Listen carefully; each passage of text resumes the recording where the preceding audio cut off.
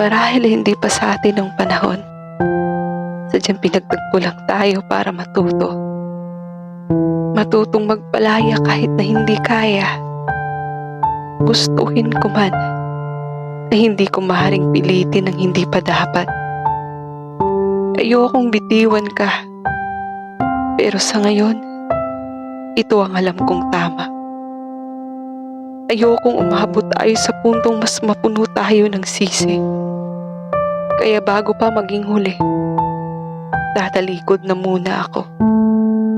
Lalayo, hindi dahil sa sumusuko na ako o dahil hindi na ikaw ang mahal ko.